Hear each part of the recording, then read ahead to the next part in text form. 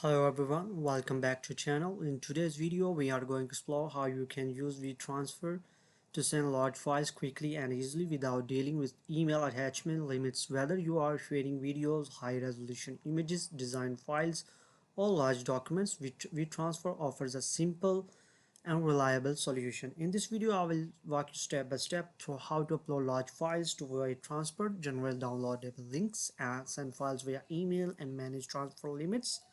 You will also learn best practices for sending files securely and ensuring recipients can download them without any issue. So right now we are at the website of the WeTransfer.com. You can share your files without logging into the website. You can also log into the account. For that purpose, you must need to create an account. So let's click on the sign up button to create a account there. You can also log in this account with your Google account, and there are multiple packages, but for now we are going to proceed with the free package. It has some kind of limitations, so here I will select continue to Google, continue with Google account. Okay, because it's super easy. So here I will select my Google account,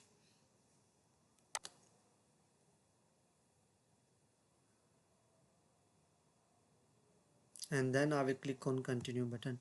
So that's how our account will be successfully created at WeTransfer.com. So here you can see that here you can select file or folder. Let's suppose I want to add a file. So here I will select a file, and then I will send write the email of the user to whom I want to send. Let's suppose I want to send to this person. So I have just written down his email, and then you can write the message as well, and you can put the limit for for how long this file will be available. But in a free version you will get only 1 or 3 days time. Okay, so let's select 3 days, and then you can also write your message as I have just written it down.